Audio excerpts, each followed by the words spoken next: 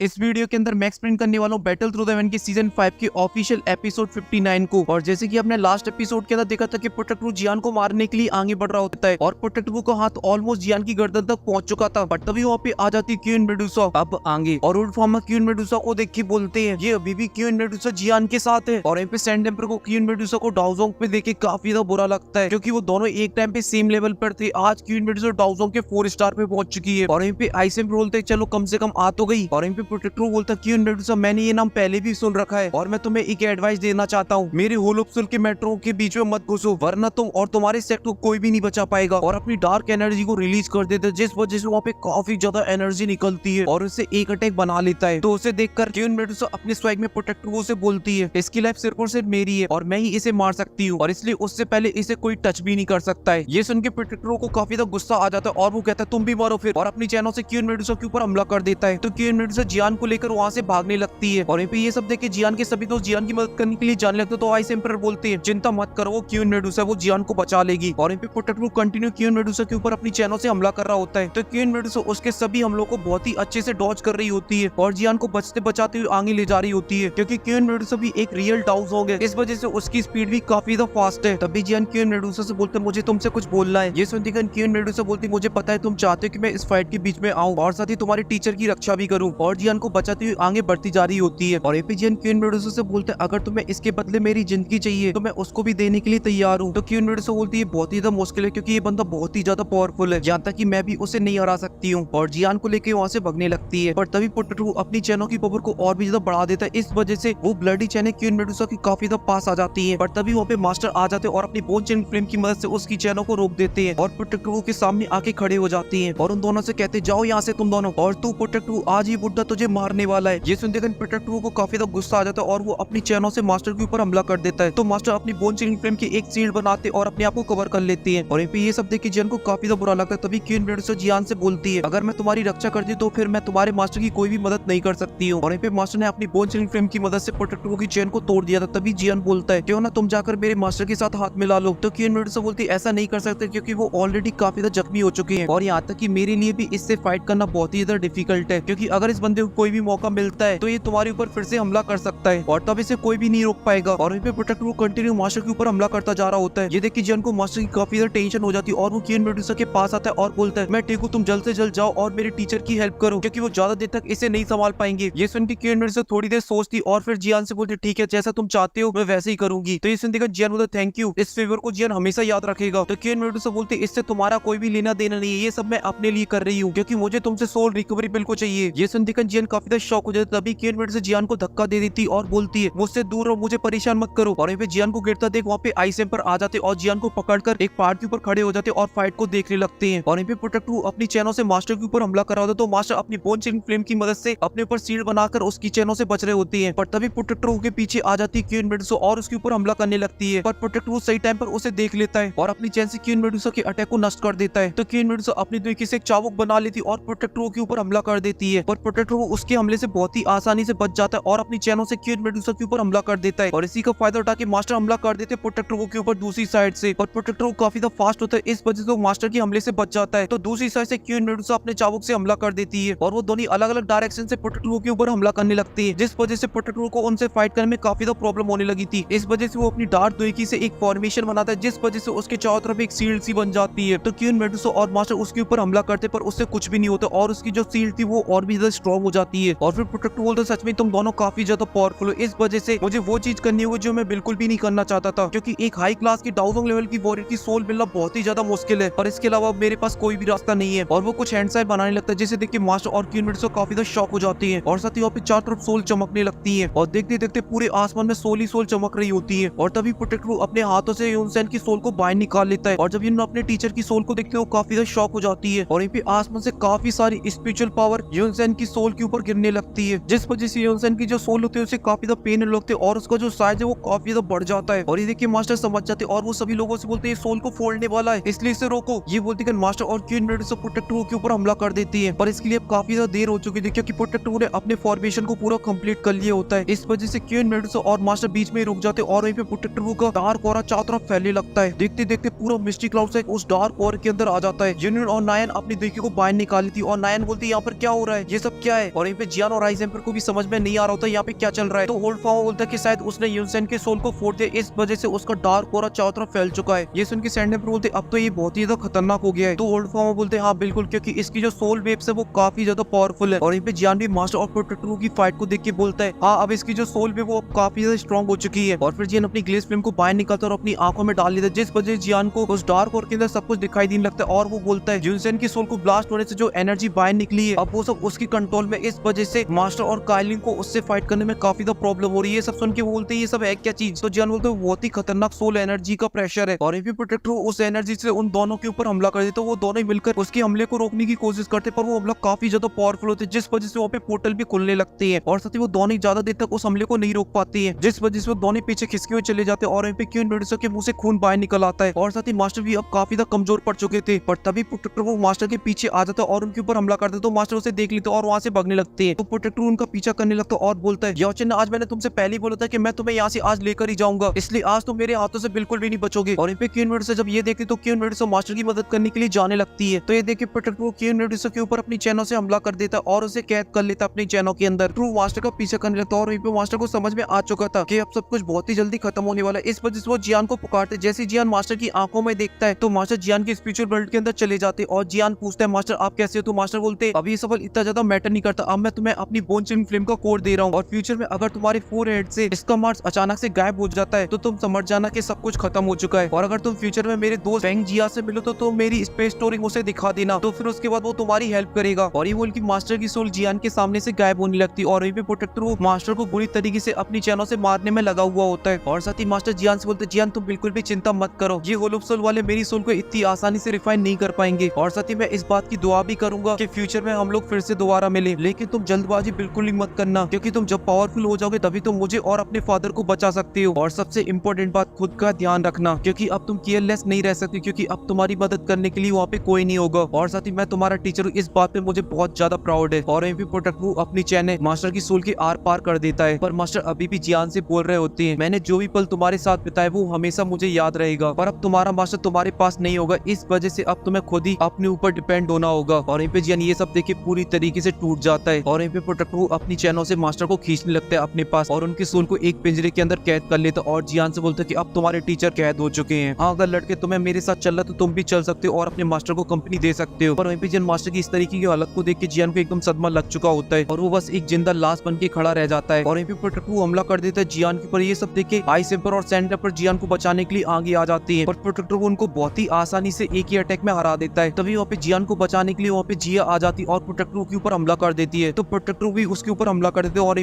Protector को अब जाने का टाइम हो चुका होता है होलोप सोल को, इस वजह से उसे जियान को जल्द से जल्द लेना होगा। इस वजह से वो अपनी अटैक की पावर को काफी ज्यादा बढ़ा देते हैं, जिस वजह से पीछे जिया खिसकी हुई चली जाती है। ये देखकर जियान उसमें आ जाता है और फिर प्रोटेक्टर के ऊपर हमला कर देता है और बोलता है मेरे मास्टर की सोल को वापस कर, और कंटिन्यू प्रोटेक्टर के ऊपर हमला करने लगता है अपनी हेवी रूट शॉट से। और प्रोटेक्टर की स्पीड काफी ज्यादा फास्ट होती है, इस वजह से वो जियान के सभी हमलों से बहुत ही आसानी से बच जाता है और अपने पोर्टल के पास जाने लगता है और जियान को भी अपने पास बुलाने लगता है। तो जियान भी प्रोटेक्टर के पास जाने लगता है, तो प्रोटेक्टर अपनी चैनों से जियान को चारों तरफ से घेर लेता है और वो चैन जियान के चारों तरफ आ जाती है। पर तभी वहाँ पे क्वीन मेडुसा आ जाती है और उन चैनों को पीछे ढकेल देती है और जियान को बचा लेती है। ये सब देख के प्रोटेक्टर बोलते लड़के आज तू लकी था, इस वजह से तू बच गया। और यहाँ पे क्वीन मेडुसा ने जियान को अपने पीछे छुपा लिया। तभी प्रोटेक्टर जियान से बोलते अगर तुम्हें अपने मास्टर को बचाना है तो तुम कभी भी होलोप सोल आ सकते हो, मैं प्रोटेक्टर तुम्हारा इंतजार करूंगा, पर तुम वहाँ पे आते हो तो फिर तुम्हें भी पकड़ लिया जाएगा और फिर तुम्हारे टीचर को कोई भी नहीं बचा पाएगा। और वहाँ से जान लगता है। ये देख के जियान को आ जाता है काफी ज्यादा गुस्सा, इस वजह से वो क्वीन मेडुसा को हाथ को हटाता है और प्रोटेक्टर के ऊपर हमला करने के लिए उसके पीछे जाने लगता है। ये देख के क्वीन मेडुसा भी जियान के पीछे जाने लगती है और अपनी फुल पावर का यूज करती है और जियान के सामने आकर जियान के ऊपर अपना स्पिरिचुअल ग्रेविटी फोर्स कर देती है, जिस वजह से जियान वहीं पे रुक जाता है। पर जियान वहाँ से जाने का फुल ट्राई करता है, पर क्वीन मेडुसा उसे प्रोटेक्टर के पीछे नहीं जाने देती है। पर जियान को इस तरीके से देख के क्वीन मेडुसा को काफी ज्यादा बुरा लग रहा होता है और इन पे प्रोटेक्टर मास्टर की सोल को लेके वहाँ से चला जाता है। और ये सब देख के जियान पूरी तरीके से टूट जाता है, इस वजह से क्वीन मेडुसा जियान के पास आती और जियान को हकल लेती है और बोलती अगर तुम्हें अपने मास्टर को बचाना तो तुम्हें उसके लिए काफी ज्यादा स्ट्रॉन्ग बनना होगा, क्योंकि उनकी सारी उम्मीदें अब तुम पर है और तुम उन्हें ऐसे निराश नहीं कर सकते हो। और सती अब तुम अकेले नहीं हो, अब तुम्हारे पास पूरी जीव फैमिली है और सती अब पूरा जीव एम्पायर तुम पर डिपेंड है। पर जियान अभी भी अपने मास्टर की याद में रोने में लगा हुआ होता है, तभी जियान के पास वहाँ पर सभी लोग आ जाते हैं और आइस एम्पायर जियान से बोलते जियान अब मिस्टी क्लाउड से क्या करना है। और जब जियान मिस्टी क्लाउड से का नाम सुनते तो जियान को काफी ज्यादा गुस्सा आ जाता है और क्वीन मेडुसा भी पीछे हट जाती है और जियान यून की तरफ जाने लगता है। ये सब देखकर नाया यून से पूछती है अब क्या करना है, तो यून बोलती है हमारी मिस्टी क्लाउड की वजह से जियान ने और उसकी फैमिली ने काफी कुछ सहा है, इसलिए जियान की ये नफरत बिल्कुल जायज है। और फिर यूनियन जियान की तरफ देखती और बोलती है, जियान तुम क्या चाहती हो? ये सुनकर जियान जोर जोर से हंसने लगता है और बोलता है, तुम मुझसे पूछ रही कि मुझे क्या चाहिए? क्या तुम मेरे फादर को किडनैप होने से बचा सकती हो, या फिर मेरे जीव फैमिली के सभी लोगों को वापस कर सकती हो, या फिर मेरे मास्टर को होल ऑफ सोल से बचा के ला सकती हो? तो ये सुन के यूनियन बोलती है, हाँ मेरे मास्टर ने इन कुछ सालों के अंदर तुम्हें काफी ज्यादा हर्ट किया है, पूरे मिस्टी क्लाउड को तहस नहस कर दिया, इस वजह से अब तुम्हें रुक जाना चाहिए। तो जियान बोलता है, बिल्कुल नहीं, क्योंकि अभी भी मिस्टी क्लाउड से जीमा एम्पायर के अंदर है और मैं तब तक नहीं रुकूंगा जब तक मैं अपना खून का बदला खून से नहीं ले लूंगा। तो यूनियन बोलती, ऑलमोस्ट मिस्टी क्लाउड से पूरी तरीके से तबाह हो चुका है और तुमने मास्टर को भी मार दिया, क्या ये बदला तुम्हारे लिए काफी नहीं है? तो जियान बोलता है, बिल्कुल नहीं। तो ये सुन के यूनियन थोड़ी सी उदास हो जाती और बोलती है, जो कुछ भी ऊपर अब मैं मिस्टी क्लाउड से की एल्डर हूँ, इस वजह से अगर तुम्हें मिस्टी क्लाउड से को तबाह करना है तो उससे पहले तुम्हें मुझे हराना होगा। ये सुनकर जियान को गुस्सा आ जाता है और बोलता है, यूनियन तुम्हारी करंट स्टेज को देखकर मुझे तुम्हें हराना बहुत ही ज्यादा आसान है। और एक स्पेशल पिल को खा लेते तभी वहाँ पे आइस एम्पर आ जाते और जियान से बोलते, तुम अब काफी ज्यादा इंजर्ड हो गए हो, इसलिए ये सब अब मुझ पे छोड़ दो। तो जियान बोलता है, बिल्कुल नहीं, इससे मैं खुद डील करूंगा। और इन पे नायन आगे आ जाती और बोलती कि मास्टर मुझ पे छोड़ दो, मैं इससे फाइट करती हूँ। जियान इन 3 सालों के अंदर जो कुछ भी वो बहुत ही गलत हुआ, पर मैं मिस्टी क्लाउड से की एक स्टूडेंट है, इस वजह से मिस्टी क्लाउड को तबाह करने से पहले तुम्हें मुझे हराना होगा। ये सुनकर जियान नायन के ऊपर हमला कर देता है, जिस वजह से नायन पीछे खिसकी हुई चली जाती है। और फिर जियान कंटिन्यू चारों तरफ से नायन के ऊपर हमला करने लगता है और बोलता है, इस मिस्टी क्लाउड ने मेरे फादर को किडनैप कर लिया और मेरे जीव फैमिली को पूरी तरीके से तबाह कर डाला और अब वो लोग वाले मेरे मास्टर को पकड़ ले गए। और ये बोलती जियान एक नायन के ऊपर बहुत ही पावरफुल अटैक कर देते, जिस वजह से नायन सीधा जाकर जमीन के ऊपर गिरती है और बोलता है, खून का बदला खून से ही लिया जाएगा। और अपनी लाइट मूवमेंट की स्पीड को एक्टिवेट करता है और जाकर नायन को गर्दन से पकड़ के उठा लेता है और बोलता है कि मैंने तुम्हारे एल्डर को मार दिया तो फिर तुम क्या हो? और ये सब देख के यूनियन बोलती, जियान नायन को कुछ मत करना। और यहाँ पे प्रिंसेस यायू भी आ जाती है अपनी सभी सेना को लेकर और मिस्टी क्लाउड के सभी एल्डर को चारों तरफ से घेर लेती है और सैंड एम्पर को ग्रीट करती हुए बोलती कि मिस्टी क्लाउड को चारों तरफ से घेर लिया गया और अब वो पूरी तरीके से हार मान चुके हैं, जैसा कि आप लोगों ने आदेश दिया था। और ये सुन के सैंड एम्पर बोलते, मास्टर जियान इन लोगों पे थोड़ी दया दिखाइए। तो ये सुन के जियान थोड़ा सा सोचता है और नायन की गर्दन को छोड़ देता है और नायन भागती हुई जाती और यूनियन के पीछे जाके खड़ी हो जाती है। और इन पे जियान बोलता है मिस्टी क्लाउड के सभी लोगों को। ये सुनते ही सैना एकदम से अलर्ट पोजीशन में आ जाती और मिस्टी क्लाउड के लोग काफी डर जाते हैं। तभी यूनियन जियान से चिल्लाती हुई बोलती है, क्या तुम इन सभी को मारने के बाद सेटिस्फाइड हो जाओगे? ये सुनते ही जियान अपनी हेवी शॉट को बाहर निकाले तो और बोलता है, फिर तुम लोग कैसे पे करोगे मेरे जीव फैमिली की ब्लड को? ये सुनते ही यूनियन थोड़ा सा सोचती और अपनी तलवार को कस के पकड़ लेती और बोलती है, अगर तुम्हें इस मिस्टी क्लाउड को पूरी तरीके से तबाह करना है तो फिर तुमको मेरी लाश के ऊपर से गुजरना होगा। तो जियान बोलता है, तुम्हारे मरने से क्या हो जाएगा? क्या मेरे जीव फैमिली के सभी मरे हुए लोग जिंदा हो जाएंगे या फिर मेरे फादर और मास्टर वापस मेरे पास आ जाएंगे? ये सब सुन के यूनियन थोड़ी सी उदास होती है, बोलती है, अगर ये मिस्टी क्लाउड मेरी लाइफ से अगर बच सकता है तो फिर मैं ये जरूर ट्राई करना चाहूंगी, क्योंकि ये बात मैं बहुत ही अच्छे से जानती हूँ, मैं अपने ग्रैंड मास्टर की तरह पावरफुल तो नहीं हूँ जो मैं तुम्हारा सामना कर पाऊँ। इस वजह से मेरी लाइफ से अगर तुम इन लोगों को छोड़ देते हो तो मैं तुमसे बस थैंक यू बोल सकती हूँ। वैसे भी अब मेरे जीने का कोई मकसद नहीं बचा क्योंकि मिस्टी क्लाउड